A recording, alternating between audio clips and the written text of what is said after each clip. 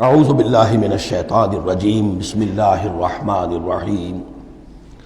یہاں اللہ کے فضل و کرم سے سورہ انعام سورہ مائدہ ختم ہوئی۔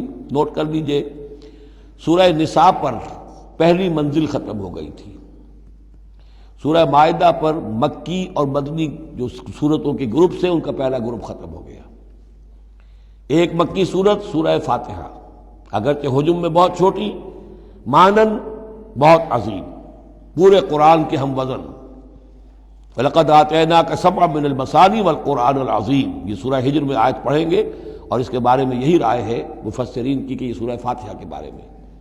لیکن چار یہ عظیم ترین سورتیں جو ہیں جو مدنیات ہیں، بقرہ، آل عمران، نساء اور مائدہ، اور دو دو کے جوڑوں کی شکل میں۔ ان کا عمود کیا تھا؟ ایک تو شریعت آسمانی مکمل، نمبر دو اس میں اہل کتاب سے گفتگو، رد و قضا، ان پر الزام، انہیں دعوت، وہ سارا جو کچھ تھا، ان کی غلط باتوں پر تنقید، ان کی غلط عقائد کی نفی، ان کی تاریخ کے اندر جو جو اہم واقعات ہیں ان کا تذکرہ، پھر اس کے نتیجے میں ان کا معزول کیا جانا اس منصب سے جس پر وہ 2000 برس سے فائز تھے، امت محمد صلی اللہ علیہ وسلم کا فائز کیا جانا، یہ بھی آخری درجے میں اس گروپ میں یہ بات مکمل ہو گئی۔ اگلا گروپ میں نے پہلے ہی دن آپ کو بتایا تھا کہ اس اعتبار سے بڑا متوازن ہے، اس میں دو سورتیں مکی ہیں، دو مدنی ہیں۔ الانعام الاعراف مکیات، الانفال التوبہ مدنیات۔ ان میں جو تقسیم ہے، جو مکیات ہیں اور مدنیات ہیں اس گروپ کی، اس میں سارا معاملہ ہے مشرکین عرب کے ساتھ۔ اب آپ یہ محسوس کریں گے سورہ انعام کو پڑھتے ہوئے کہ جیسے ایک بالکل نئے ماحول میں آ گئے ہیں۔ ہم 4 روز سے جو پڑھ رہے تھے سورہ بقرہ، سورہ آل عمران، سورہ نساء، سورہ مائدہ، منافقین سے باتیں اور یہودیوں سے، نصارہ سے، ان سے، ان سے، اب یہاں جو ہے ساری باتیں ہوں گی مشرکین عرب سے۔ یہ مکی صورتیں ہیں۔ ابھی وہاں نفاق نہیں تھا، منافقت کا کوئی ذکر بھی نہیں ملے گا آپ کو۔ ابھی اہل کتاب کا تذکرہ تو آپ کو مل جائے گا سورہ انعام کے اندر، سورہ اعراف میں، لیکن کوئی ان سے گفتگو نہیں، کوئی براہ راست خطاب نہیں۔ تو میں نے اس کے لیے اپنے ذہن میں ایک چیز رکھی ہوئی ہے کہ یہ 2 جنتیں ہیں قرآن مجید کے اندر۔ وَلِمَنْ خَافَ مَقَامَ رَبِّهِ جنتان، ایک قرآن مجید کی مکی جنت ہے، ایک قرآن مجید کی مدنی جنت ہے۔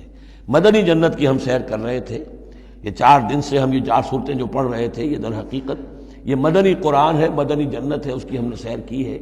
اب مکی قرآن میں ہم داخل ہوں گے اور اس میں یہ جو 2 صورتیں ہیں یہ حضور کے جو قیام مکہ کا دور ہے اس کے تقریباً آخری زمانے کی ہے۔ یہ گویا کہ اس اعتبار سے مشرکین جو تھے عرب کے اور جو بنی اسماعیل تھے ان پر اتمام حجت اسی طور سے جس طور سے کہ اہل کتاب پر اتمام حجت ہے ان مدنی صورتوں میں، اسی طور پر مشرکین عرب پر، بنی اسماعیل پر اتمام حجت ان 2 صورتوں میں ہے۔ پھر ان میں ایک بڑی پیاری تقسیم ہے۔ مکی صورتوں میں چونکہ ظاہر بات ہے کہ اہم ترین مضمون ایمان کا ہوتا ہے، اللہ کو مانو، اللہ کی نعمتوں کا اقرار کرو، اللہ کے رسول کو مانو، اور ان میں جو استدلال ہوتا ہے وہ شاہ ولی اللہ دہلوی رحمۃ اللہ علیہ کی اصطلاحات کے حوالے سے آپ کو بتا رہا ہوں کہ 2 طریقے سے اللہ تعالیٰ توحید کی طرف لوگوں کو لاتا ہے۔ التذکیر بآلاء اللہ، اللہ کے احسانات، اللہ کی عظمت، اللہ کی نشانیاں، اللہ کی قدرت، اللہ کی صناعیاں، یہ تو آیات آفاقیہ، آیات انفسیہ، اور اللہ کے احسانات تم پر، ان کی نعمتوں کا تذکرہ، اس کو کہتے ہیں التذکیر بآلاء اللہ، اللہ کے احسانات اور اس کی قدرت کے جو کرشمے ہیں ان کے حوالے سے یاد دہانی، تذکیر۔ اللہ تعالیٰ کا ایمان ہمارے اندر ہے، ڈورمنٹ ہے، بالقوہ ہے، سویا ہوا ہے، اسے جگانے کے لیے یہ آیات قرآنیہ آتی ہیں، اسے ایکٹیویٹ کرنے کے لیے وہ پوٹینشیل ایمان ایکچوئل ایمان بن جائے، لیکن اس کے لیے تذکیر ہے، یاد دہانی۔ اس تذکیر کا ایک پہلو ہے التذکیر بآلاء اللہ، اللہ کی نعمتوں، اس کی صناعیوں، اس کی قدرتوں کے حوالے سے اللہ کے ایمان کی دعوت۔ ایک ہے التذکیر بایام اللہ، اللہ کے دنوں کے حوالے سے۔ اللہ کے دنوں میں سب سے بڑے دن وہ ہیں جن میں اللہ تعالیٰ نے بڑی بڑی قوموں کو تہس نہس کر دیا۔ پوری قوم نوح غرق کر دی گئی، پوری قوم عاد برباد کر دی گئی، نسیا منسیا، پوری قوم سمود ختم کر دی گئی، چند ساتھی اہل ایمان اور وقت کے رسول بچا لیے گئے. ایک کشتی پر حضرت نوح اور ان کے ساتھی، محدود چند اہل ایمان، باقی پوری نوع انسانی اس وقت تک اتنی ہی تھی، ختم ہو گئی. اس طرح قوم عاد پوری ختم ہو گئی، حضرت ہود اور چند لوگ بچا لیے گئے.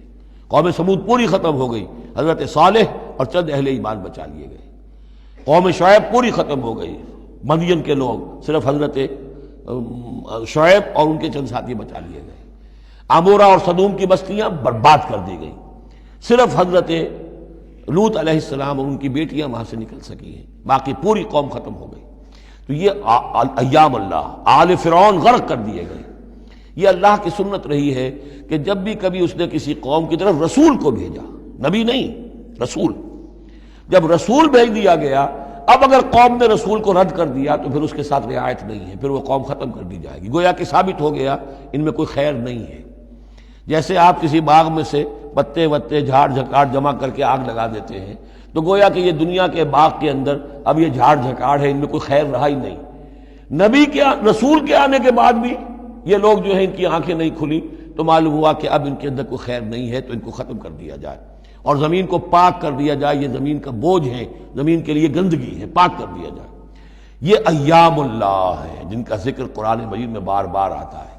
اس کے علاوہ ایام کا معاملہ پھر ایک ابتدا ہے، ازل کے اندر کیا ہوا ہے وہ بھی تو یوم ہی ہے نا، ٹائم کے حوالے سے، اور پھر کیا ہوگا ابد میں، آخرت میں کیا ہوگا. یہ جو ہے سلسلہ تخلیق اور ازلی حقائق، اور پھر یہ کہ بعث بعد الموت، اور پھر کیا ہونا ہے عالم برزخ میں، اور پھر کیا ہونا ہے عالم آخرہ میں، اور پھر کیا ہوگا وہاں پر اصحاب جنت بھی ہوں گے، اصحاب جہنم بھی ہوں گے، اور وہ بھی ہوں گے کہ جو درمیان میں ہوں گے. تو یہ تمام چیزیں جو ہیں یہ آئیں گی سورہ اعراف کے اندر.